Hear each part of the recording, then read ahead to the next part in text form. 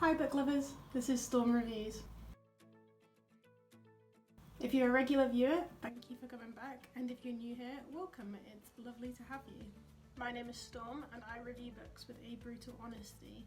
My comments are always open for civil discourse, so let me know your thoughts in the comment box below about any of my videos. I love to have a chat. If you have a second, drop me a like and hit subscribe if you like to watch people with accents like Oliver Twist waffle on about books. This week I'm reviewing Lovecraft Country, which I didn't even know was a book until it was turned into a TV show, actually. I do normally try and avoid spoilers, but it's not really a book of twists. The story is fairly linear and there's no big mystery. Most of this video will be spoiler free, but I would still recommend giving the book a read and then coming back to this video. I did really like the book, so I'm not recommending that you read something shit, but it might put some of the stuff that I'm about to say into context if you've already read it. But I'm not your mum, so you can watch on if you like. I can't stop you. Lovecraft Country is written by Mark Ruff. It takes place in the United States during the Jim Crow era. Each chapter is told from the point of view of a different main character, starting with the science fiction fan Atticus and branching to his family and friends. Lovecraft Country is a novel but structured more like a collection of short stories, which I really enjoyed because I have the attention span of a fruit fly. Like I said, I hadn't heard of it until they made a show out of it on HBO and then it started popping up everywhere, but I'm really glad I did read it. I've not actually watched the show either, so there's no bias in my head at least, and I have no visuals to compare it to other than what my brain has come up with. First off, I really loved this book. If you've watched my other videos, then you probably know that I'm a fan of switching points of view. Because this book is told in the third person, it doesn't suffer from having any indistinct voices. Lovecraft Country was excellent at showing interwoven stories. Everyone's chapter comes together to form a very coherent overall plot, and I had no problem keeping up with who was who, because even though it was told in the third person, everyone had a very distinct character, and it was really easy to keep track of what was going on. It was also brilliant at instilling just how fucking awful it was to be a person of colour during the Jim Crow era. Even though there are actual Lovecraftian monsters and ancient magic, nothing set me on edge as much as when one of the characters gets pulled over by a cop or gets a look from someone. I also really appreciated the examples of microaggressions, particularly by the white saviour character Caleb. As a person of colour, it's hard to articulate microaggressions because the point is that they're micro. So when I talk about them, it just makes me sound petty. It's on the same page as Get Out when Chris has to meet all the middle upper class white people and he has to grit his teeth and smile through all of the little comments. They were shot in quick succession so that people can see how little comments can become a much larger thing when it's done so often. I also want to give a special shout out to the ghost storyline with Letitia. That was 100% my favourite, and I absolutely loved Letitia's reaction to a ghost trying to kill her.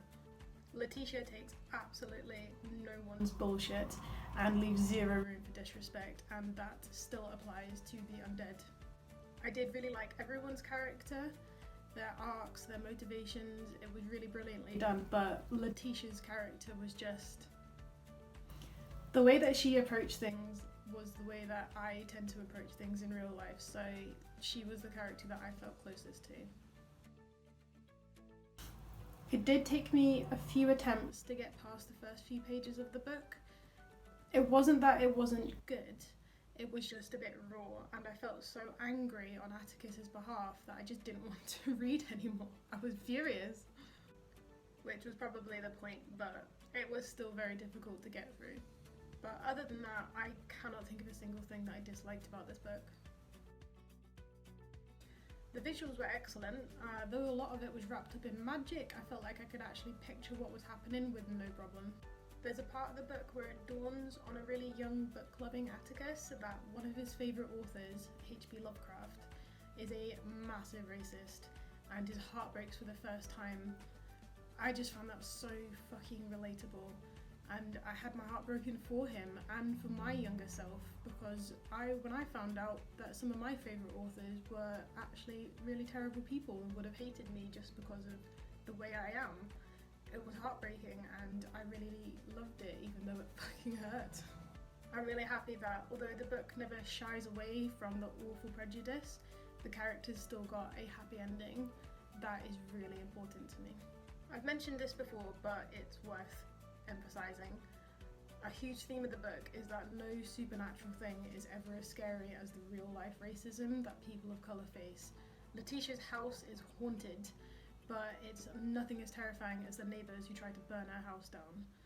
Atticus watches people get mauled to death in the woods by a Lovecraftian monster, but it's nowhere near as scary as when the cops walk him into the woods with the intention to kill him. If you've made it this far through the video and you've not read it, please go fucking read it. If you're a fan of science fiction or history or just well-written stories, then this is definitely for you. I absolutely flew through this book. Once I got past those first few pages, the characters have stuck with me ever since. So 10 out of 10 storms, please read this book. So that's my review of Lovecraft Country, but the scariest thing that you can do is if you've made it this far through the video and not subscribed. Thank you for watching. I've got my subscribe orb right here, and then I've got some other playlists as well of my book reviews that you can watch. That's right here.